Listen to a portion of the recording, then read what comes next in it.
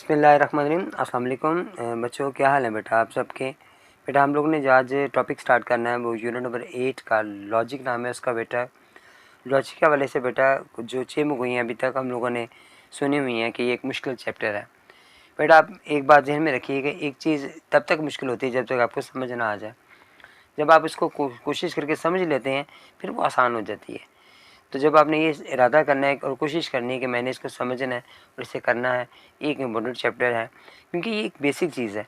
ये इस चीज़ को पहले आप बीएससी में जाकर या एमएससी में जाकर जब यहाँ यूज़ करेंगे आप इसे, तो पहले उन्होंने बेसिक्स दे दी हैं कि ताकि आप बेस आपकी बन जाए और फिर आप अच्छे तरीके से आगे जाके समझ सकें।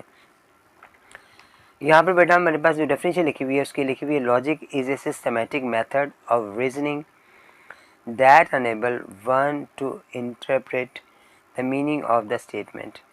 लॉजिक क्या है? एक सिस्टमेटिक मेथड है ऑफ रीजनिंग, किसी वजूहात की बिना पर जो आपको इस काबिल बनाता है कि आप नतीजा अखज़ कर सकें, मीनिंग ऑफ स्टेटमेंट उसको समझ सकें, एग्जामिन कर सकें देयर ट्रूथ, उसके ट्रुथ के हवाले से, उसके फॉल्स के हवाले से, and deduced new information from existing facts, और फैक्ट से नई इन्फॉर्मेशन को अखज़ कर सके। ठीक है, ये डेफिनेशन है जो आपने लर्न करनी है बेटा। अब लॉजिक के बारे में आगे भी डिफाइन क्या किया हुआ है, logic is a logic play a key role in problem solving. Problem solving हमें पता है कि ये मैथमेटिकल प्रॉब्लम सॉल्विंग हम क्या करते थे, छोटे क्लासेस में करते थे, वही यहाँ पर भी मौजूद होगी।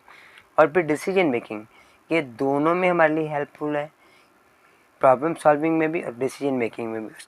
We generally use logic in our daily life while engaging in the mathematics. For example, we often draw general conclusion from a limited numbers of observation or experience।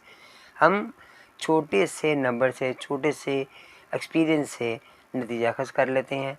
Draw general conclusion, एक हम नतीजे निकाल लेते हैं। जैसे कि उन्होंने example दी हुई है कि a person gets a penicillin injection once और twice, experience and reaction soon afterward, he generalize that he is allergic to penicillin. वो कह रहे हैं कि एग्जाम्पल दी हुई कि एक शख्स है वो इंजेक्शन लगाता है पेंसिलिन का, और एक मरतबा लगाता है या 2 मरतबा लगाता है, उससे अंदाज़ा हो जाता है उससे कि भाई मुझे इससे एलर्जी है। ये उसने खुद से एक्सपीरियंस किया और फिर उसने नतीजा अखज़ कर लिया। इसकी आगे इसे कहते क्या है, इसे इंडक्शन कहा जाता है मैथ्स की ज़ुबान में। और इसकी डेफिनेशन है, this way of drawing conclusion is called induction. आपने दिस नहीं लगाना, दी लगाना। The way of drawing conclusion, जी इस तरह नतीजा अखज़ करने को, जो इसने एक एग्जांपल दी हुई है हमें, इस कॉल्ड इंडक्शन, उसे इंडक्शन कहा जाता है। फिर inductive reasoning is helpful to natural science where we must depend upon the repeated experiments. हम बार बार एक्सपेरिमेंट करते हैं, ऑब्जर्वेशन करते हैं। In fact greater part of our knowledge, इससे हमारे नॉलेज में एक बहुत ज़्यादा इजाफा होता है, is based on induction, induction की बिना पर। और मैंने कई मौक़ों पर we have to adopt the opposite course. इसका अपोजिट कोर्स भी होता है। क्या इसका अपोजिट है? इसकी अपोजिट बात क्या है बेटा? वो ये कह रहा है, we have to conclude from accepted और वेल नोन फैक्ट्स। इसका मतलब ये हुआ कि एक तो होता है कि हम अपना तजर्बात करते हैं, और दूसरा होता है कि किसी के काम से, किसी के तजर्बे से आप ये बात मालूम कर लेते हो कि भाई ये वाला जो काम है ये सही है या गलत है। एग्जाम्पल कि आप किसी से सुनते हो कि फ़लाँ जो डॉक्टर है वो ज़्यादा बेहतर है, वो ज़्यादा अच्छा इलाज करता है, तो आप उससे नतीजा अखज़ कर लेते हैं इस बात से और कहते हैं वो ठीक है। अब ये बात उसके ऑपोजिट है। वहाँ पे वो कह रहे एक्सपेरिमेंट करते हैं, यहाँ पे वो कह रहे किसी से सुनकर कर लेते हैं। दोनों एक दूसरे के ऑपोजिट बातें हैं। ठीक है, आगे लिखे, वी ऑफन कंसल्ट लॉयर और डॉक्टर्स। हम डॉक्टर से या लॉयर से कंसल्ट करते हैं बेस्ड ऑन गुड रेपुटेशन, उनकी अच्छी रेपुटेशन की वजह से। दिस वे रीजनिंग, ये वजह है। ड्राइंग कंक्लूजन, इसके वो जो रेपुटेशन उनकी है, जो लोगों से हमने सुना हुआ है, उसकी वजह से जब नतीजा अखज़ करते हैं तो premises believe it to be truth, और हम इस बात पे यकीन कर लेते हैं कि वो सही है। इसे रिडक्शन कहते हैं। पहले इंडक्शन था जो एक्सपेरिमेंट की बिना पर था, अब रिडक्शन आ गया जो कि आप लोगों से सुनकर या उसकी रेपुटेशन देख कर हम इस बात से अंदाज़ा लगा लेते हैं कि बस सच है। दुरुस्त है। फिर डिडक्शन और इंडक्शन के बारे में हमारी बात हो गई है। अब दोबारा से इसको एक बार दिमाग में इस बात को रिवाइज़ कर लेते हैं कि इंडक्शन क्या है। वो चीज़ है जो हम अपने एक्सपेरिमेंट से फिर ऑब्ज़र्व करते हैं, फिर नतीजा ख़ास करते हैं। और डिडक्शन में क्या है, जो पहले से ही बात तय हो गई होती है, यानी हम लोगों ने सुनी हुई बात है, किसी से देखा हुआ है। जैसे हमें पता है कि ग्रेविटी मौजूद है और ये बात सच है, ये हकीकत है, और ये जो पहले से प्रूव की हुई है वो ट्रू है, तो उसे डिडक्शन कहा जाता है। जैसे यहाँ पे इस एग्जाम्पल मैन आर मॉर्टल दिया हुआ था कि इंसान पानी है। ये तो अब की बात है ना, बड़े शुरू से ही बात है, जब से इंसान बना है तब से वो फना हो रहा है, तो आगे भी जब तक ये दुनिया चलेगी तो ये बात सच साबित ही रहेगी। ये एग्जाम्पल हमारे पास होगी। आगे हमारे पास सारी स्टेटमेंट की बात आ रही है, उसकी डेफिनेशन पढ़ते हैं। अ सेंटेंस, एक सेंटेंस एक जुमला है या मैथमेटिकल एक्सप्रेशन है। अब मैथमेटिकल एक्सप्रेशन क्या होती है, जिसमें इक्वल का साइन नहीं होता, जैसे ए प्लस बी मैंने ऊपर लिखा हुआ है, तो ये एक एक्सप्रेशन है। कोई भी अलजेब्रिक की एक्सप्रेशन हो सकती है, विच मे बी ट्रू और फॉल्स, जो सही भी हो सकती है, गलत भी हो सकती है, बट नॉट बोथ, लेकिन दोनों नहीं हो सकते। कैसी कोई बात हो ही नहीं सकती कि सच भी और झूठ भी हो, ऐसा तो मुमकिन नहीं है। इसे स्टेटमेंट कहते हैं। This is correct so far as mathematics and other sciences are concerned. इससे मैथमेटिक्स के साथ दूसरी ब्रांचेस का भी इसका ताल्लुक है। जैसे कि हमारे पास एक स्टेटमेंट है, ए जो है ना वो बी के बराबर है, तो ये ट्रू भी हो सकता है, फॉल्स भी हो सकता है। इसी तरह आप फिज़िक्स की ले लें या केमिस्ट्री की कोई थ्योरी ले लें, तो वो ट्रू फॉल्स हो सकती है। तो स्टेटमेंट के हवाले से ये बात है कि वो ट्रू फॉल्स हो सकती है, दो बातें ही हो सकती हैं, तीसरी बात कोई नहीं हो सकती। अब यहाँ पर उसने कुछ एग्जांपल्स दी हुई हैं हमें, ठीक है। इस एग्जाम्पल आपने स्टडी ज़रूर करनी है। ये ज़रूरी नहीं है कि ये आपके क्वेश्चंस के से इसके ताल्लुक़ हो, ये आपसे एमसीक्यूज़ के बारे में से पूछा जा सकता है, और भी इसके डिफाइन करने हो सकता है कि वो आपसे कहे कि भी स्टेटमेंट के हवाले से कुछ एग्जाम्पल्स लिख कर दिखाएँ। तो ये हमारे पास बहुत इम्पोर्टेंट है, इसे लर्न करना है, आपने समझना भी है, सोचना भी है। इसमें लिखा क्या हुआ है, अच्छा बेटा हम कुछ एग्जाम्पल स्टडी करते हैं स्टेटमेंट के हवाले से कि for non zero real numbers X and integers M and N we have, जैसे कि मेरे पास दो नंबर्स आ रहे हैं, मल्टीप्लाई हो रहे हैं, दो बेसिस सेम है तो पावर प्लस हो गई है। Sum of measurements of interior angles का 180 होता है, और सेकंड ब्रांच का फार्मूला ये लिखा हुआ है, आर क्यू जो है वो आर का सबसेट है। ये सारी बातें हैं जो सच है, ठीक है, ये स्टेटमेंट्स हैं जो ट्रू है। उसके बाद आगे नेक्स्ट लिखा हुआ है कि 4 3 जो है ना वो 8 के बराबर है, फॉल्स है। जी जो है वो डब्ल्यू का सबसेट है, गलत है। आल एसोसेलेस ट्राइंगल जो है वो इक्विलेटरल ट्राइंगल्स हैं, गलत है। तो ये बहुत सारी बातें हैं जो एग्जाम्पल्स में लिखी हुई हैं, सिर्फ आपको समझाने के लिए हैं, इन्हें स्टडी ज़रूर कीजिएगा, ठीक है बेटा।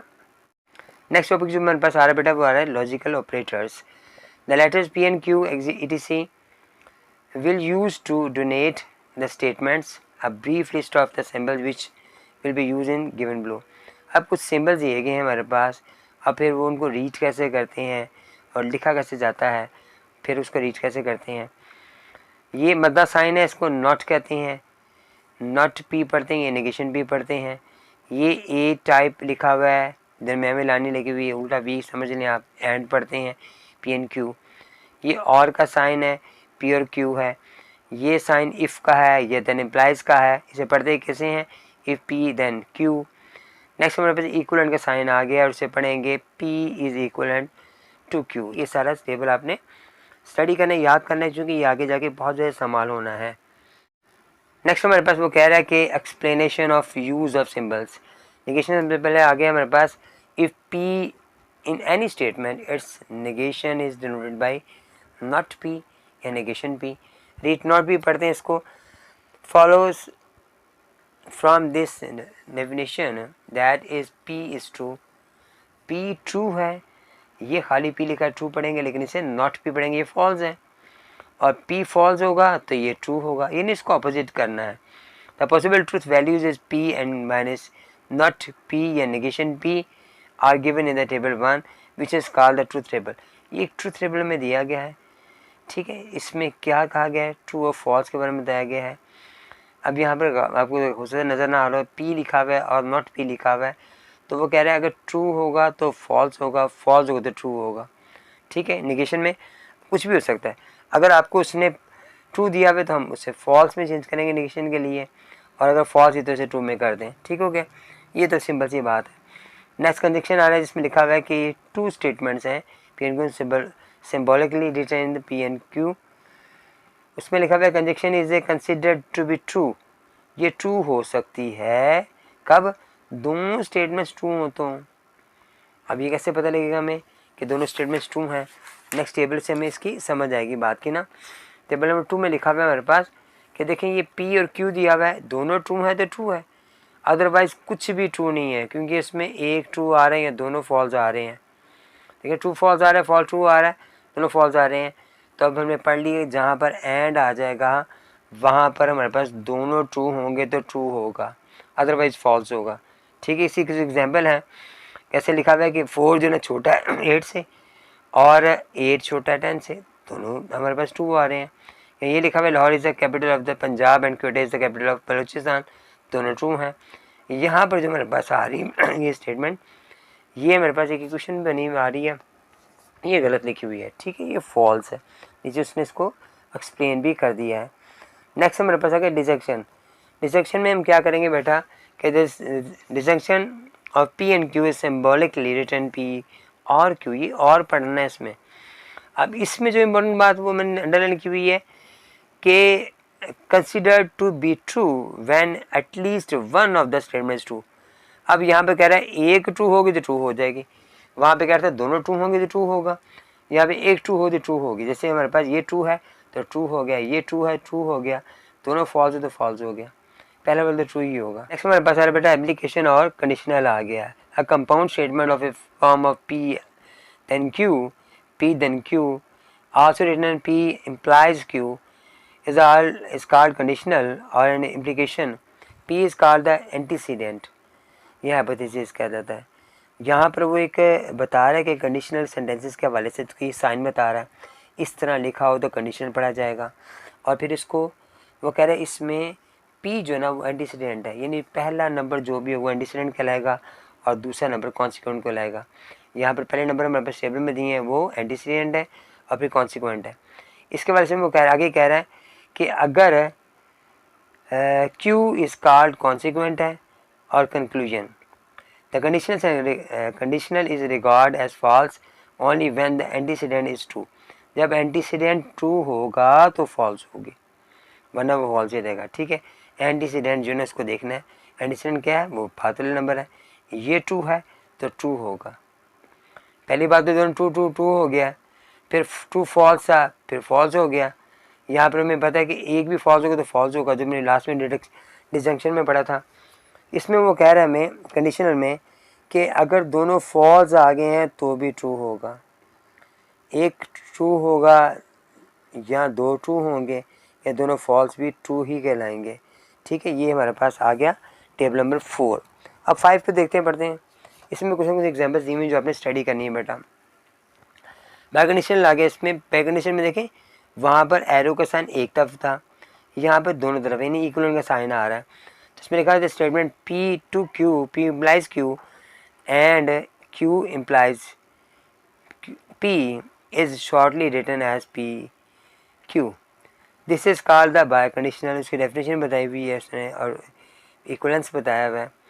इट इज़ रीड, पढ़ते कैसे P if Q, if stand for if and only if. We draw up its truth table from the table 2. Table 5 is appear that P plus Q is true made when both statements are P and are true. अब अगर यहाँ पर दोनों statement true होंगी तो true होगा, वरना true नहीं होगा। ठीक है, लास्ट वाले में उसने कहा था कि अगर दो फॉल्स भी आगे हैं तो ट्रू है, अगर एंटीसीडेंट भी ट्रू आगे तो ट्रू है। लेकिन यहाँ पर वो बाय कंडीशनल में कह रहा है कि अगर दो ट्रू होंगे तो ट्रू होगा। ठीक है, यहाँ पर देखें ये कैसे लाइन बनी है हमारे पास, ये हमारे पास P टू Q जा रहा है तो दोनों ट्रू ट्रू हो गए, एक फॉल्स फॉल्स हो गया, एंटीसीडेंट ट्रू था ट्रू हो गया, दोनों फॉल्स भी ट्रू होंगे कंडीशनल के अंदर। ये भी कंडीशन ला रहा है, तो ऐसे ही जो यहाँ पे लिखा हुआ है वही यहाँ पे लिखेंगे। लेकिन यहाँ पर चूँकि Q पहले आ रहा है तो ये वाला आपस में चेंज हो जाएंगे, वो पहले P था वो पहले Q आ रहा है, आगे वो इक्विवेलेंट कह रहा है तो हम इन दोनों को देखेंगे। ट्रू ट्रू ट्रू हो गया false to false to false false और ट्रू टू ट्रू आ गया। तो ये हमारे पास बाई कंडीशनल हमारे पास आ गया। ठीक है, यहाँ तक हमारे पास बेटा रीडिंग है। अब आगे क्वेश्चन हमारे सॉल्व होंगे, उसके हवाले से हम थोड़ा सा स्टडी करेंगे, फिर हम क्वेश्चन भी सॉल्व करके देखेंगे। आगे मेरे पास आ रहा है conditional related with the given conditional. ठीक है, अब ये कंडीशनल रिलेटेड कंडीशनल क्या है, P and Q be the statement P implies Q with given conditional then, अगर P then Q होगा, Q then P होगा तो इसे कन्वर्स कहेंगे। कन्वर्स क्या होगा, स्टेटमेंट हमारे पास थी Q to P है, P implies Q है, तो हमने उसको उल्टा कर दिया किसमें, कन्वर्स के अंदर। इन्वर्स में हमने क्या किया, हमने उसका साइन चेंज कर दिया। पहले हमारे पास P था, फिर Q था, P पहले था ना मेरे पास, पहले Q आएगा क्योंकि हमारे पास Q चाहिए, मेरे पास Q आएगा फिर P आएगा, तो फिर दोनों के साइन भी चेंज होंगे। यहाँ पे साइन थे, साइन चेंज किए और ये इन्वर्स आ गया। लास्ट में हमारे पास कॉन्ट्रा पॉजिटिव है, तो कॉन्ट्रा पॉजिटिव में हमारे पास जगह भी बदलनी है, साइन भी चेंज करने हैं। ठीक है, देखिए यहाँ पर ये रकम थी हमारे पास, ये थी PQ, हमने जगह बदली और साइन दोनों प्लस के दोनों माइनस के लगा दिए। ठीक हो गया। इसके बाद इसने एक हमें टेबल और दिया हुआ है, जिसमें ये वाला टेबल चूँकि इतना ज़्यादा यूज़ नहीं हो रहा एक्सरसाइज के अंदर, फिर भी मैं थोड़ा सा समझा देता हूँ। ये PQ, ये जो लाइन फर्स्ट लाइन है, ये मैंने आपको समझाई नहीं कैसे करनी है। फर्स्ट लाइन P और Q की जो वैल्यूज़ आ रही हैं वो याद रखिएगा। जैसे कि हमारे पास दो कॉइन आ रहे हैं, दोनों कॉइनों को आपने डायरेक्ट उछाला है तो हो सकता है दोनों में टेल आ जाए। अगर उछाला है दूसरे में तो उछाला दोनों कॉइन को एक दफ़ा, एक में टेल आ गया, एक में हेड आ गया। उसके बाद तीसरे दफ़ा उछाला तो पहले में हेड आ गया, दूसरे में टेल आ गया। उसके बाद अगर चौथे वाले में दोनों के दोनों उसने उठाए हैं और दोनों फॉल्स आ गए हैं, तो ये हमारे पास याद रखिएगा, ये इसके सॉल्व ऐसे करना है, ये आपने याद रखना होना है। अब यहाँ पर P को साइन चेंज करना है, तो ट्रू का फॉल्स, ट्रू का फॉल्स, फॉल्स के ट्रू, फॉल्स के ट्रू आ गया, इसके साथ साइन नहीं आया। आगे Q की वैल्यू, Q वैल्यू ये वाली है मेरे पास, ये लिखी हुई है। इसमें देखो ये Q आ रहा है और ये P आ रहा है। अब आपने क्या करना है बेटा, यहाँ पर जब हमारे पास आएगा ना ये वाला स्टेप आएगा। टेबल 6 को स्टडी करते हैं। यहाँ पर देखें, यहाँ पर भी हमारे पास दो टेबल आ रहा है, ये वाला P और Q की वैल्यू वैसे जैसे सेम हमने पहले किए हैं, सेम वही वाले स्टेप्स आ रहे हैं। जैसे मैंने आपको समझाया था कि दो दफ़ा आप दो कॉइन जगह टॉस करो तो हो सकता है दोनों में टेल आ जाए, हो सकता है पहले में टेल दूसरे में हेड आ जाए, हो सकता है पहले में हेड आ रहा है उसमें टेल आ जाए, या दोनों हेड भी आ सकते हैं। ठीक है, ये वाला जो ना जितने टेबल हमने अब तक 5 पढ़े हैं ना, उनमें ये दो लाइनें तो सेम आ रही हैं, ये तो आपको याद हो जाएंगे। ट्रू ट्रू फॉल्स वाज या ट्रू फॉल्स, ये आपने याद कर लेनी है। ठीक हो गया। अब नेगेशन में P का फाइंड करना है, ये नॉट P फाइंड करना है, तो आपने याद रखना है कि नेगेशन या नॉट में हमने ट्रू वालों को फॉल्स कर देना है और फॉल्स वालों को ट्रू कर देना है। यहाँ पर Q का हमने नेगेशन लेना है, तो ये ट्रू और ये ट्रू था, ये दोनों फॉल्स हो गए, फॉल्स वाले दोनों ट्रू हो गए। कंडीशनल में हम क्या करेंगे, P टू Q की तरफ जाना है, तो ये दोनों देखेंगे, ट्रू ट्रू ट्रू हो गया, फॉल्स फॉल्स भी ट्रू होगा। यहाँ पर देखें बेटा, ये चूँकि मेरे पास एक एंटीसीडेंट और कॉन्सिक्वेंट है, कॉन्सिक्वेंट मेरे पास ट्रू होगा तो ट्रू होगा, एंटीसीडेंट ट्रू होगा तो वो फॉल्स होगा। इस पर आ जाओ, इसमें हमने इनको चेंज कर दिया, Q को पहले ले गए, P को बाद में ले गए। इन TT को चेंज करने पर तो हमें फ़र्क नहीं पड़ेगा, जवाब वही आएगा, FF का भी वही आएगा, लेकिन यहाँ पे फ़र्क पड़ेगा। जब एंटीसीडेंट कॉन्सिक्वेंट बनेगा तो फिर वो ट्रू हो जाएगा, और जब कॉन्सिक्वेंट एंटीसीडेंट बनेगा तो वो फॉल्स हो जाएगा। ये नॉट में आ रहा है तो नॉट वाला हमारे पास ये दोनों लाने हैं, इसके मुताबिक फॉल्स हो गया, और यहाँ पर भी जो कॉन्सिक्वेंट है वो ट्रू आ रहा है तो ट्रू होगा, ये फॉल्स है तो फॉल्स होगा, ये दोनों ट्रू होंगे। अब ये कैसे करना, ये कंट्रा पॉजिटिव आ गया। कंट्रा पॉजिटिव में हम क्या करते हैं, साइन भी चेंज करते हैं और जगह भी बदलते हैं। ठीक हो गया। अब हमने क्या देखना है बेटा, ये वाले जो दोनों हमारे पास आ रहे हैं ना, नॉट वाले दोनों, तो Q वाला पहले चला जाएगा, P वाला बाद में आ जाएगा, तो ये फॉल्स वाले को तो फ़र्क नहीं पड़ेगा, ट्रू ही रहेगा, ये भी वही रहेगा। यहाँ पर फ़र्क पड़ेगा ज़रा, क्योंकि यहाँ पे एंटीसीडेंट कॉन्सिक्वेंट है, तो कॉन्सिक्वेंट को जब हम एंटीसीडेंट बनाएंगे तो ये चेंज होगा, तो इसलिए ये भी चेंज हो जाएगा, ये आपस में चेंज होगा तो ये भी चेंज हो जाएगा। ठीक हो गया। ये टेबल याद रखना है। एक आपने बात ध्यान रखनी है बेटा कि एक और करें कि ये वाला और ये वाला दो जो ने हमारे पास सेम आ रहे हैं। ठीक है, लेकिन ये वाला ट्रू ट्रू फॉल्स, फिर true true true false true, ये दोनों दरमियान वाले कन्वर्स इन्वर्स आपस में सेम आ रहे हैं, इनमें नेगेशन भी साथ आ रही है। इस तरह ये वाला जो ना पहले वाला, ये वाला कंडीशनल जो है और ये कंट्रा पॉजिटिव, ये सेम आ रहे हैं। ठीक हो गया। ये छोटी सी बातें आपने ध्यान में रखनी है। ये टेबल जो है आपसे वो एग्जामिनर पूछ सकता है, क्योंकि इसकी एक ही एक्सरसाइजेज है, इसलिए बार बार आपको मैं एग्जाम्पल समझा रहा हूँ ताकि ये आ जाए, तो ये आपको करने ज़रूर आने चाहिए। ठीक है बेटा। यहाँ पर बात बेटा वही बात टेबल 6 के हवाले से कि कंडीशनल और कंट्रा पॉजिटिव इक्विवेलेंट होंगे। थ्योरम में be proved bye proving by the कंट्रा positive. ठीक है, ये यहाँ पर उसने बता दिया वही कि जो भी मैं बता रहा था कंडीशनल और कंट्रा पॉजिटिव ये बराबर होते हैं। तो कन्वर्स और इन्वर्स जो ना ये भी आपस में बराबर होते हैं, ये मैंने भी पीछे बताया। ठीक है, ये दोनों बातें भी आपने अपने जहन में रखनी है। अच्छा बेटा, जो नेक्स्ट हमारे पास टेबल आ रहा है वो 7th आ रहा है। ये भी ट्रूथ टेबल वैसे ही है जैसे हम ऑलरेडी पहले कर चुके हैं। जो बातें आपने एक दफ़ा जहन में रखनी है बेटा, उन्हें बस पक्का कर लें, वही बात बार बार रिपीट करें ताकि आपको अच्छी तरह प्रैक्टिस हो जाए। ये जो दो हमारे पास पहले दो लाइनें हमारे पास आ रही हैं, ये दोनों सेम वही आ रही हैं। जब से ट्रूथ टेबल हम करें हैं ये एज इट वैसे चलती आ रही हैं, दोनों ट्रू हैं, फिर ट्रू फॉल्स है, फिर फॉल्स ट्रू है, फिर फॉल्स है। आगे कंडीशन हमारे पास कहती है P2 Q, तो हम क्या करेंगे कि यहाँ पर हमें पता है कि दोनों ट्रू होंगे तो ट्रू होगा, दोनों फॉल्स होंगे तो ट्रू होगा। उसको ऐसे कहते हैं एंटीसेडेंट और कॉन्सिक्वेंट की बात हुई थी। तो यहाँ पे ये कॉन्सिक्वेंट जो कि ट्रू आ रहा है तो ट्रू होगा, अदरवाइज ये फॉल्स होगा। अब यहाँ पर एंड आ रहा है और पी के साथ आ रहा है, तो अब हम इसको ख़त्म कर देंगे। और जब एंड की शर्त थी उसमें क्या कंडीशन थी एंड की कि सिर्फ दो ट्रू होंगे तो ट्रू होगा, अदरवाइज सारे फॉल्स होंगे। यानी एक भी फॉल्स आ गया तो हमें फॉल्स ही कहलाएंगे। अब नेक्स्ट हमारे पास ये वाली कंडीशन आ गई, फिर उसने कंडीशन क्यू के साथ दी हुई है।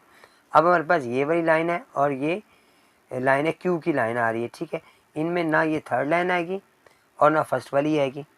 ठीक हो गया। अब हम इससे देखेंगे, अब हमने गौर से बेटा देखना है यहाँ पर कि दोनों ट्रू हो गए तो ट्रू हो गया, अब दोनों फॉल्स हैं तो भी ट्रू है। कंडीशन की बात हो रही है तो कंडीशन में दोनों फॉल्स भी ट्रू होते हैं, जैसे हमने फर्स्ट में भी बताया था मैंने। तो यहाँ पर देखें जब ये तीसरी की बात आ रही है तो चूँकि क्यू लास्ट में है तो क्यू बाद में आ रहा है, तो एंटीसीडेंट ट्रू आ गया, ये कॉन्सिक्वेंट होगा, ये एंटीसीडेंट होगा। तो एंटीसीडेंट ट्रू आ गया तो ट्रू होगा, दोनों फॉल्स हो गए तो ट्रू होगा। ठीक हो गया। थोड़ा सा दिमाग में रखिए क्योंकि ये पहले नंबर पे आएगा, सेकंड हमारे पास ये वाला कॉलम है, तो इस कॉलम से हम इस तरफ जाएंगे तो ये एंटीसीडेंट बन जाएगा और ये कॉन्सिक्वेंट बन जाएगा और ये एंटीसीडेंट होगा। ठीक हो गया। यहाँ तक मैं बात पढ़ ली, ये ट्रूथ टेबल हमारे ख़त्म हो गए। आगे मैथमेटिकल प्रूफ्स आ गए हैं। ठीक है, ये सिंपल सी बात है, इसमें कतन समझने वाली बात नहीं है, इस एग्जाम्पल को समझने की बात नहीं है, ये जेन्युइन सी बात है। ठीक है, जो हमें बताई जा रही है इसके अंदर कि वो मैं आपको थोड़ा सा ऑरली समझा देता हूँ कि फ़ियाज़ जो है एक स्टूडेंट है 9th क्लास का, वो एक दिन क्या हुआ कि स्कूल में ना ट्रैफिक लेट की उससे घर देर से पहुँचा। जब स्कूल से वापस आया तो उसके फादर ने कहा कि तुम तो स्कूल गए नहीं हो। अब वो कहता है कि जी मैं स्कूल गया था।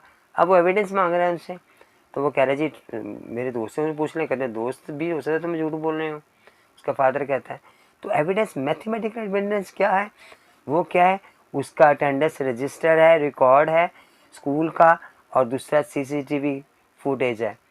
ये एविडेंस है और ये मैथमेटिकल प्रूफ होगा, इसे प्रूफ कहेंगे आजकल के जो दौर में प्रेजेंट डे के डेट के हवाले से ना। नेक्स्ट उसने दोबारा में कहा है, एक और एग्जांपल दिए कि एक बंदे ने फ़ोन परचेज़ किया है और उसकी वारंटी है। गारंटी और वारंटी में डिफरेंस होता है, तो वारंटी है उसकी कि वो ख़राब हो जाएगा तो वो कंपनी इसको क्लेम करेगी। अब वो कुछ देर बाद ख़राब हो जाए तो वो कंपनी के पास आता है और कंपनी प्रूफ मांगती है। तो प्रूफ क्या है, मैथमेटिकल प्रूफ क्या है, वारंटी कार्ड।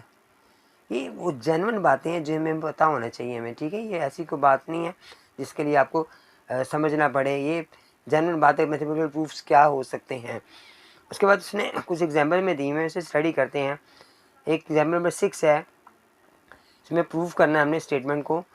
तो इसमें लिखा हुआ है X is an odd integers, X odd integers है। ठीक है, ऑड इंटीजर्स है, एक्स स्क्वायर भी ऑड इंटीजर्स है। फिर कह रहा है sum of two odd numbers and even numbers. दो एग्जाम्पल्स हैं, दोनों एग्जाम्पल को सॉल्व करते हैं। ठीक है, बड़ी इंपॉर्टेंट बातें हैं, ध्यान से समझिएगा क्योंकि इनके साथ सवालात भी आएंगे आगे, इसलिए आप ये करोगे तो उसमें ज़रा आसानी हो जाएगी। यहाँ पे जो बात लिखी ब्लॉक के अंदर ये भी समझ लें कि जो ऑड नंबर होता है ना हमेशा उसमें हमने 1 प्लस करना होता है। अब ठीक है, के कांस्टेंट ले लिया उसने, जो कोई इंटीजर, कोई भी मेरे पास इंटीजर है जी, यानी वो इंटीजर होता है, कुछ भी हो सकता है। अब उसने यहाँ पर देखें लिखा हुआ है 2k+1, ठीक है। यहाँ पर अगर आप वो यहाँ 2 क्यों लगाया उसने, ये सिर्फ बात समझने वाली है कि यहाँ के की जगह पर वो कोई भी नंबर रख सकता है।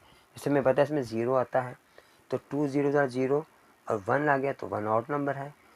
2 1 2, 2 में 1 प्लस किया 3 ऑड नंबर है। 2 2 4, 4 में 1 प्लस किया 5 ऑड नंबर है। तो ये कंडीशन है हमारी, ये शर्त है ऑड नंबर की जो आपने लर्न करनी है कि कांस्टेंट है, इसकी जगह आप कुछ भी अल्फ़ाबेट लगा सकते हैं। यहाँ पर उसने दिया है कि ये वाला हमारे पास ऑड नंबर है, के जो है एक इंटीजर है। अब एक्स स्क्वायर बी वो कह रहा है कि एक ऑड नंबर है। यहाँ पे हम क्या करेंगे, यही जो हमने लेट किया हुआ था, सपोज किया हुआ था, उसका स्क्वायर ले लिया, ए स्क्वायर बी स्क्वायर 2ab हमारे पास आ गया। अब हमने इन में से 2 में से कॉमन निकाल लिया, ये वाला 2 हमारे पास आ गया। एज इट ऐसे दरमियान में जो नंबर है ना हमारे पास, वो कह रहा है उसे लेट कर लेते हैं, ये m है।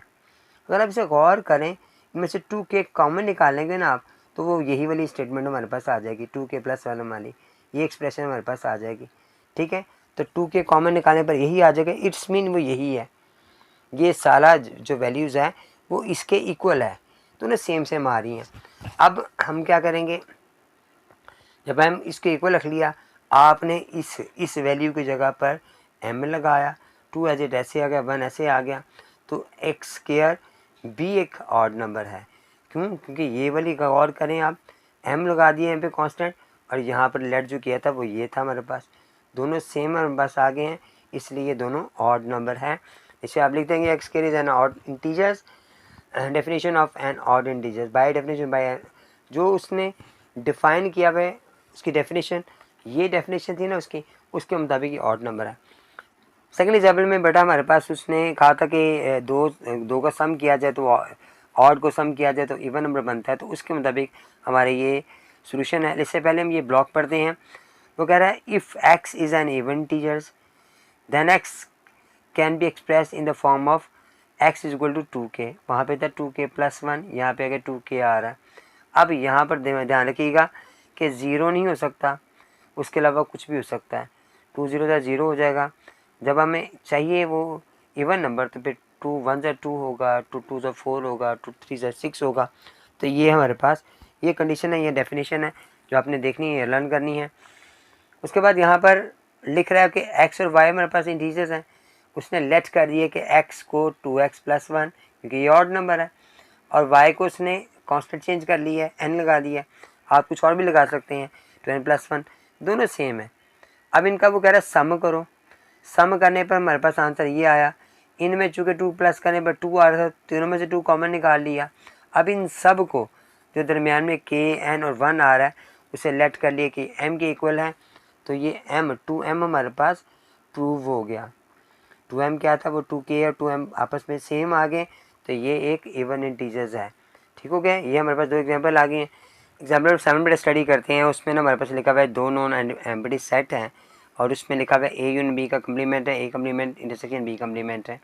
अब यहाँ पर आप गौर करें तो ये डे मॉर्गन लॉ था जो हमने थर्ड चैप्टर में पढ़ा था। 2 लॉज से, एक में यहाँ पर इंटरसेक्शन आ रहा था और दूसरे में यहाँ यूनियन आ रहा था, और इसमें यूनियन इंटरसेक्शन आ रहा है। 2 लॉ थे, एक को हमने करना है, दूसरा भी सेम ऐसे ही प्रूव हो जाएगा। यहाँ पे लिखा हुआ है कि सेट ए बी, तो ना एक बी जो ना वो सबसेट है ए का। Every element of set B is also the element of set A. इसे मैथमेटिकली ऐसे लिखते हैं कि बी सबसेट है ए का, और एक्स जो है ना वो एलिमेंट बी का भी और ए का भी एलिमेंट्स है। ये सारी बातें इसमें हम इंशाल्लाह समझेंगे। हमारे पास आ रहा है कि एक्स अगर एलिमेंट लेट किया हमने कि वो ए यूनियन बी का कम्प्लीमेंट का जो है ना सेट मेंबर है, बिलोंग्स करता है एक्स के साथ, तो इसी तरह एक्स इसके साथ बिलोंग नहीं करता है। ये जो दो बातें हैं ना, ये समझने के लिए मैं आपको एक एग्जांपल से थोड़ी समझाता हूँ। जैसे हमारे पास यहाँ पे एक देखें, एक हमारे पास यूनिवर्सल सेट दिया हुआ है जो 1 2 3 4 5 दिया गया है। ए हमें दिया हुआ है 4 5। अब वो कह रहा है इसका ए कम्प्लीमेंट फाइंड करें, तो हमने यू में से ए को माइनस करना है। अब यू के मेरे सब आ रहे हैं 1 2 3 4 5, जबकि हमारे पास ए नंबर आ रहा है 4 5। जब आप इसे माइनस करते हो ना बेटा, तो 4 5 तो कैंसिल हो जाता है, हमारे पास 1 2 3 बचेगा। अब क्या इसका ताल्लुक इसके साथ है? इसका ताल्लुक इसके साथ कोई भी नहीं, क्योंकि इसमें से कोई भी एलिमेंट इससे मैच नहीं कर रहा, सेम नहीं कर रहा। यानी ये वाला जो मेरा ए कम्प्लीमेंट है वो ए का ऑपोजिट है। ये आपस में एक दूसरे के ऑपोजिट है, ये आपस में सेम नहीं है, ठीक हो गया, ये इक्वल नहीं हो सकते।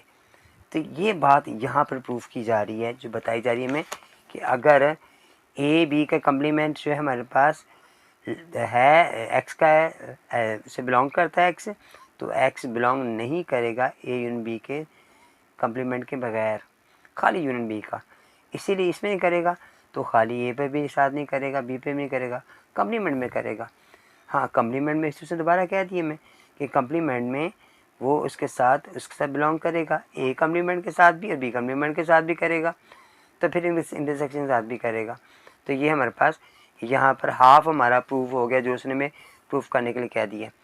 अब वो दूसरा मुझे कह रहा है कि ये बात भी अपने दिमाग में रखनी है, जब भी एक दो सेट आपस में इक्वल होंगे तो हम कहेंगे जो फर्स्ट वाला है वो सेकंड वाला जो ना फर्स्ट वाले का सबसेट है। तो ये भी बात भी हमें प्रूफ करनी है कि वो कह रहा है कि ये वाला जो है फर्स्ट वाला जो है वो सेकंड वाले का सबसेट है, या सेकंड वाला फर्स्ट वाला का सबसेट है। एक दूसरे के सबसेट होंगे तभी तो हम इसे कहेंगे कि ये प्रूव्ड है, बराबर भी हैं। तो यहाँ पर उसने क्या किया कि हमें लेट कर दिया, वहाँ पे मैं चूँकि एक्स लेट किया था, यहाँ पे मैंने वाई लेट कर लिया ताकि थोड़ा सा डिफरेंट हो सके।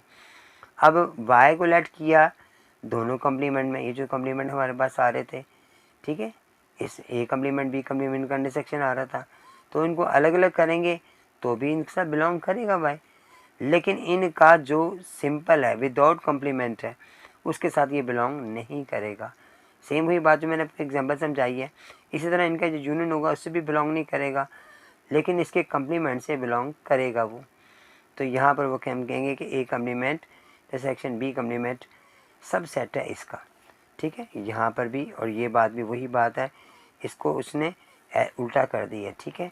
दोनों बातें आपके दिमाग में होनी चाहिए, ये इसका सबसेट है, ये इसका सबसेट है दोनों सबसेट एक दूसरे के होंगे तो ही दोनों बराबर होंगे, ठीक है, बड़ी इंपॉर्टेंट बात है। और ये हमारा क्वेश्चन भी आया हुआ है, हमारे पास एग्जाम्पल भी आई हुई है, इसलिए इसे ध्यान से बेटा देखिएगा। मुझे कुछ थ्योरी आ गई बेटा हमारे पास, उसमें लिखा थ्योरम है, कंजक्चर है और एग्जाम है, इनके बारे में हमसे डिफाइन करने उसने किया है। थ्योरम क्या है, जिसकी डेफिनेशन है कि थ्योरम जो है एक मैथमेटिकल स्टेटमेंट है, हैज़ बीन प्रूव्ड, जो कि पहले से प्रूव हो चुकी है और ट्रू है, ठीक हो गया जी। प्रीवियसली नॉन हम फैक्ट्स के हमने उसके पीछे जो फैक्ट्स हैं उसके मुताबिक, जैसे उसने एक एग्जांपल दिए में कि sum of interior angle is equilateral 360 degree, कि इंटीरियर एंगल जो है ना वो 360 डिग्री होते हैं। तो एक थ्योरम है जो पहले से प्रूव हुआ है। तो उसने एक और बताया, fundamental theory of the arithmetics, कि every integers greater than 1 is uniquely expressed as a product of prime numbers up to the order of the factors. वो कह रहा है कि हमारे पास जो 1 से बड़े नंबर है ना, जो भी नंबर बड़े हैं उनका जो प्रोडक्ट है, उनका जो मल्टीप्लाई है वो प्राइम नंबर बन जाता है up to order of the factors. इसे में वो कह रहा है कि जी फॉर्मेट्स है लास्ट थ्योरम इसका there is no 3 positive integers A B C which satisfy the equation A की पावर n है, b की पावर n है, b equal to C N है। तो n जो है वो एक नेचुरल नंबर हो सकता है कोई भी, लेकिन वो 2 से ग्रेटर देन होगा। अगर ये प्रूफ उसने किया लेकिन वो प्रूफ नहीं हुआ है। One of the famous theorem was named after 17th century में, उसका नाम था, वो फ्रेंच का मैथमेटिशियन था और पायर फॉर्मेट उसका नाम था, जिसने इस थ्योरम को किया। उसने कहा कि ये प्रूव नहीं हो सकता, दो में रखेंगे आप, ए स्केयर बी स्केयर सी स्केयर रखा है, जैसे उसने यहाँ पे एग्जांपल दी है 3 स्केयर है, 4 स्केयर है, 5 स्केयर है, तो ये इक्वल हो जाएंगे। लेकिन इसके बाद वो कहता है अगर इस पर 3 रखा जाए या इससे बड़ी रखे जाए तो वो प्रूव नहीं होते हैं, ठीक है, वो इक्वल नहीं आते हैं। ये काफ़ी देर तक ऐसे ही रहा, लेकिन उसके बाद ये अनप्रूव ही रहा 350 साल तक। उसके बाद एक एंड्रियो था वाइल्स से 1993 के अंदर उसने ये प्रिंसटन थी कोई यूनिवर्सिटी थी, उसमें उसने प्रूव किया, इस बंदे ने 7 साल लगे उसको प्रूव करने में कि ये जो स्पिनिंग 100 पेजेस है उसने कहीं 100 पेजेस उस पर इस्तेमाल किए फिर इसको बयान किया उसने, ये फिर इसका एक एविडेंस बनी। और फिर उसने एक नई जो चीज़ ईजाद की वो कंजक्चर थी। कंजक्चर क्या थी? Conjuncture is a mathematical statement और हाइपोथेसिस एक मफरूज़ा है, इसे हम यकीन करते हैं कि वो सच है। ठीक है, ऑब्जर्वेशन है नो येट बिन प्रूव्ड, ले अभी तक वो प्रूव ना हुआ हो, यानी ना भी प्रूव हुआ हो, जो पीछे वाली बात थी वो प्रूव नहीं अभी तक हुई भी, तो उससे कहते हैं वो कंजक्चर कह रहे हैं। उसने जो नया हमारा मैथमेटिक्स आया था, मैथमेटिशियन, उसने फिर ये कहा था, उसे कंजक्चर का नाम दिया था। उसकी डेफिनेशन जो आपने लर्न करनी है, फिर उसे अभी ट्रू नहीं बना, लेकिन हो सकता है वो थ्योरम बन जाएगा। फिर जब वो प्रूव हो जाएगा, उसका एक्सपेरिमेंट कर लेंगे तो उसे थ्योरम बना दिया जाएगा। फिर उसके बाद एक और शख्स था, उसने 18 सेंचुरी के अंदर ना जर्मन मैथमेटिशियन था, क्रिश्चियन गोल्डबैक उसका नाम था। तो इसे गोल्डबैक कंजक्चर भी कहा जाता है। और उसने क्या किया कि एक और बनाई चीज़, उसे स्टेटमेंट का नाम दे दिया। ठीक है, पहले हमारे पास कंजक्चर बनी है, स्टेटमेंट बनी है। तो उसने स्टेटमेंट में क्या बोला कि जो एवरी इवन इंटीजर्स है ना ग्रेटर देन 2 से जो बड़ा है उनका जो सम हो दो प्राइम नंबर्स का, तो प्राइम नंबर के सम से हासिल होता है। यानी जैसे आप कोई भी प्लस कर लें कि 3 और 5 को प्लस करोगे तो 8 हो जाएगा, तो इसका मतलब अगर 2 प्राइम नंबर लो, उनका सम करो, वो हमारे पास क्या हो जाएगा? इवन इंटीजर बन जाएगा। अब वो कह रहा है कि जी we must agree that the conjecture is either true और फॉल्स। वो कह रहे हैं ट्रू या फॉल्स हो सकता है, अभी ये भी साबित नहीं हुआ, क्योंकि असल में ये जो प्राइम नंबर है तो इन्फिनिटी है, पता नहीं कहाँ तक ख़त्म होता है। तो शायद कहीं जाकर हो सकता है ये हमारी ये बात गलत साबित हो जाए, इसलिए उसको उसने प्रूव नहीं किया। तो ये स्टेटमेंट है, ये भी प्रूव नहीं हुई भी, इसे भी स्टेटमेंट कहते हैं। कंजक्चर में वो कह रहा है कि बिल्कुल अभी भी प्रूव नहीं हुआ, लेकिन हम उससे कह सकते हैं कि वो हम एक स्टेटमेंट से कह सकते हैं कि मफरूज़ा है। लेकिन फिर आगे स्टेटमेंट हमारे पास आ गई है, उसमें भी कह रहा है कि पहले से कोई बात है वो साबित है, लेकिन ये भी ट्रू फॉल्स हो सकती है। आगे preclude the possibility that some large even numbers में बी एग्जिस्ट एट, यही वो बात मैं कह रहा हूँ, किसी जगह पे जाकर मुमकिन है कि वो जो ना वो एग्जिस्ट ना करते हो। फिर इसको 260 ईयर्स अगो की पहले की बात है जब इसने ये बात की थी। नेक्स्ट हमारे पास एक्सियम आ गया है। एक्सियम की डेफिनेशन क्या है कि an axiom is a mathematical statement that we believe to be true, इस पर हमें यकीन होता है ट्रू होती है और इसके लिए एविडेंस की ज़रूरत नहीं होती किसी भी प्रूफ की। ठीक हो गया, ये इसकी डेफिनेशन हो गई है। हमने क्या पढ़ा है? कंजक्चर पढ़ा है, फिर मैं स्टेटमेंट पढ़ी, फिर एक्सियम पढ़ा है।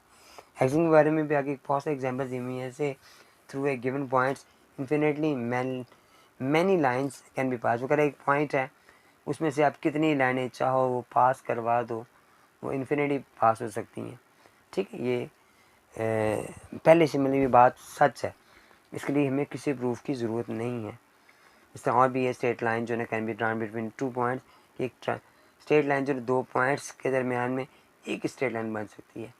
ठीक है, इससे ज़्यादा पॉइंट्स, एक स्ट्रेट लाइन के अंदर 2 पॉइंट्स, कम से कम जो किनारों पे 2 पॉइंट्स होते हैं वही हो सकते हैं। फिर every natural number has been successor, किसी भी नेचुरल नंबर का कोई ना कोई सक्सेसर होगा। एक प्रीडिसेसर होता है जो पिछला नंबर होता है, और सक्सेसर उसे अगला नंबर कहते हैं। तो ये वो बातें हैं जिसके लिए प्रूफ की ज़रूरत नहीं है, लेकिन हम इसे सच मान लेते हैं। जो एग्जाम्पल नंबर 8 दी हुई है मेरे पास, उसमें लिखा हुआ ए ओवर बी है और सी ओवर डी है। वो कह रहे हैं ये दोनों को प्लस किया जाए तो फिर हमारे पास ये उसके राइट हैंड साइड बनती है। देखिए उसने क्या किया, उसने इस कैल्शियम लिया है, क्रॉस मल्टीप्लाई किया तो जवाब आ गया। लेकिन उसने आगे बहुत सारे स्टेप्स किए हैं, उसने छोटे छोटे स्टेप्स किए हैं और फिर बताया भी हमें। जैसे क्या क्या है उसने कि ये वाले जो लेफ्ट हैंड साइड लिया है उसने, उनमें उसने मल्टीप्लाई किया 1 के साथ, उसे मल्टीप्लिकेटिव आइडेंटिटी का नाम दिया उसने। फिर उसने क्या किया कि इसमें जो बी था ना, ये वाला डी था, उसे अलग कर दिया और डी और 1 और डी अलग कर दिया। इस तरह यहाँ पर बी और 1 और बी अलग कर दिए, यानी दोनों कुछ अलग अलग किया।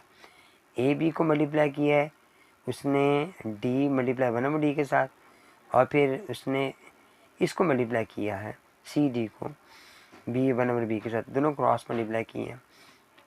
जिससे क्या हुआ है, हमारे पास ये वाला इससे मल्टीप्लाई हुआ और नीचे वाला नीचे से मल्टीप्लाई हुआ, यहाँ आ गया। इस तरह ये ऊपर वाला ऊपर से मल्टीप्लाई हुआ, नीचे वाला नीचे से मल्टीप्लाई हुआ, ये ऐसे आ गया। दोनों को मल्टीप्लाई करके लिख दिया हमने ऐसे। अब ये rules of the production of the fraction का रूल्स है कुछ, उसने इस तरह करके हमें किया। फिर उसके बाद दोनों को एलसीएम लिया में, दोनों बी डी आर थे, उनमें से उसने इनको ए डी को अलग किया, 1/, लिखा। ये भी इन्वर्स में, मल्टीप्लिकेटिव इन्वर्स में यहाँ पे कुछ इस तरह किया उसने। फिर 1 और बी डी कॉमन निकाल लिया और इन दोनों को प्लस कर दिया और फिर इसको नीचे मल्टीप्लाई कर दिया, इसे 1 से मल्टीप्लाई किया, ये राइट हैंड साइड आ गई।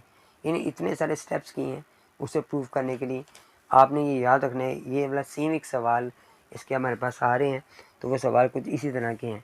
आपने छोटी छोटी बातों को ध्यान रखकर उसे मज़ीद आगे सॉल्व करना है। लास्ट बेटा जो हमारा टॉपिक आ गया है वो डिडक्टिव प्रूफ है, जिसमें लिखा हुआ है as discuss earlier deductive reasoning the way of drawing conclusion from premises believed to be true. जिस पर हम पहले कुछ बातों को देखते हुए हम सच मान लेते हैं कि ये सच है। इसको हमने पहले से हमने स्टडी किया था, शुरू में ना इंडक्शन और डिडक्शन आया था, तो ये वही बात है जिसमें लिखा हुआ था हमें डेफिनेशन में उसकी कि अगर जो लोगों से हम सुन लेते हैं ना तो हम उसे ट्रू मान लेते हैं। तो ये वही बात है, दोबारा से हमें डिफ़ाइन करा वो if the premises are true, यानी उसकी बात करें वो मफरूज़े की बात। अगर वो मफरूज़ा सच साबित हो जाए तो हमारा जो नतीजा होगा वो भी सच ही होगा। जैसे कि all human beings need to be breath, हर इंसान जो ना वो सांस लेता है ज़िंदा रहने के लिए, तो ये अहमद भी ह्यूमन बींग है। वहाँ पर हमारे पास एक एग्जांपल आई थी ना, वो मैन इज़ वाटर, तो इंसान फ़ानी है, ये भी कुछ इस तरह की बात आ रही है। तो ये सिर्फ डिडक्टिव प्रूफ्स हैं जो हम पहले से मान लेते हैं, तो ये सिर्फ हमें समझाया यहाँ पे गया है। अब नेक्स्ट हमारे पास जो एग्जांपल है इसमें वो क्या आ रही है वो स्टडी करते हैं। x+1 का स्केयर लिखा हुआ है, right hand side left hand side में प्रूफ करना होता है। लेफ्ट हैंड साइड में देखे लिखा हुआ है x+1 का स्केयर है, हमने स्केयर लिया, तो यहाँ पर भी उसने डायरेक्ट स्केयर नहीं है, हमारा स्केयर था a² b² + 2ab, लेकिन उसने इस स्केयर को दो हिस्से में लिख लिया। जैसे यहाँ पे उसने लिखा भी होगा कि xm है पावर और xn पावर है, दो सेम बेस मल्टीप्लाई हो रहे हैं, पावर प्लस हो रही है। इस रूल्स के तहत उसने इसको अलग अलग कर दिया। अब इसने 1x से इससे 1x इनको मल्टीप्लाई किया, फिर 1 से मल्टीप्लाई किया इनको, फिर उसने ये लिखा पहले कि x को इससे मल्टीप्लाई किया ये आ गया, फिर इसको इससे मल्टीप्लाई किया ये आ गया, फिर 1 को मल्टीप्लाई किया ये आ गया, फिर 1 को 1 से मल्टीप्लाई किया ये आ गया, फिर उनको सबको मल्टीप्लाई किया, उनमें 1 और 1 को प्लस करके 2 बना दिया और ये राइट हैंड साइड आ गया। और ये साइड में जो लॉज हैं ये याद करने हैं बेटा, ठीक है। ये आपने साथ साथ स्टेटमेंट में लिखने हैं क्योंकि इसके मार्क्स होंगे। तो ये हमारे यहाँ प्रूव हो गया। नेक्स्ट हमारा एग्जांपल है, उसमें भी 45x है, 15 है, नीचे 15 दिया हुआ है, और ये इसमें से बड़ी आसान सी बात है, 15 कॉमन निकाल लो और इस 15 से कैंसिल कर दो, तो जो हमारे पास राइट हैंड साइड आ जाएगा और ये प्रूफ हो जाएगा। सबसे प्रूफ करते हैं बेटा, यहाँ पे देखें लेफ्ट हैंड साइड को सबसे पहले लिया उसने, तो यहाँ पर उसने 15 को अलग निकाल लिया 1 लगाकर, और ये 45 और 15 को अलग कर दिया। यहाँ पे उसने बताया कि ये लास्ट में यूज़ किया। फिर उसने 15 के साथ इनके फैक्टर बनाए, 15 3 × 45, 15 1 × 15। अब ये 15 को कॉमन निकाल लिया, फिर इनको एक ब्रैकेट में किया, फिर 15 से 15 कैंसिल किया, 3x + 1 एज इट ऐसे आ गया, ये 1 से मल्टीप्लाई किया ये आ गया, लेफ्ट राइट साइड प्रूफ कर लिया। और साथ में जो उसने हमें बताए ये सारी बातें, मल्टीप्लिकेटिव आइडेंटिटी है, 1 आ रहा तो मल्टीप्लिकेटिव आइडेंटिटी आ गई, डिस्ट्रीब्यूटिव लॉ आ रहा है, इसको डिस्ट्रीब्यूट किया उसने। डिस्ट्रीब्यूटिव लॉ में हम क्या करते हैं, अलग अलग करते हैं। फिर मल्टीप्लिकेटिव इन्वर्स आ गया। इन्वर्स क्या था कि 15 का इन्वर्स 1/15 था, ये इसका इन्वर्स था, तो ये कटिंग हो गई 1 जवाब आ जाता है। फिर मल्टीप्लिकेटिव आइडेंटिटी क्या होता है कि आपका आइडेंटिटी 1 होता है, तो ये 1 से मल्टीप्लाई किया तो ये हमारा आंसर आ गया। अच्छा बड़े मैंने एग्जाम्पल सारी समझाई हैं आपको, और समझाने की वजह क्या थी, उसकी वजह ये थी कि हमारे पास इस चैप्टर में सिर्फ एक ही एक्सरसाइज है, एक्सरसाइज नंबर 8। इसका मतलब ये इसके सवालात के अलावा इसकी एग्जाम्पल भी इम्पोर्टेंट है, वो भी आपको वो लेक्चर पेपर्स के दौरान वो पूछ सकते हैं, इसलिए आपने इनको ध्यान से देखना है। मैंने भी सिर्फ इसको लेक्चर दिया है, इंशाल्लाह नेक्स्ट लेक्चर में ना आपको मैं इसका सोल्यूशन बताऊंगा। अब वो जो मैंने बातें बताई हैं वो ज़रूरी हैं बेटा, ठीक है, वो ज़रूरी हैं, इसलिए ज़रूरी है कि इनमें आपको आसानी हो जाए, उसे एक दफ़ा गो थ्रू कर लें। इंशाल्लाह मैं नेक्स्ट जब लेक्चर करवाऊँगा उसमें भी साथ साथ ब्रीफ करता जाऊँगा, आपको समझाता जाऊँगा। अच्छा बेटा, जिन भाइयों ने मुझे आज फर्स्ट टाइम मेरे लेक्चर को सुना है और मुझे सब्सक्राइब नहीं किया हुआ, मेरे चैनल को सब्सक्राइब करें। मुझे कमेंट्स करके बताया करें, मेरी कोई बात ऐसी जो आपको समझ ना आ रही हो काइंडली मुझे बताया करें, ताकि मैं बेहतर से बेहतर आपको प्रोवाइड कर सकूं, आपको आसानी से बात समझ आ सके और आप उससे आपके लिए हेल्पफुल हो सके बेटा। जज़ाकल्लाह बेटा। अस्सलाम वालेकुम।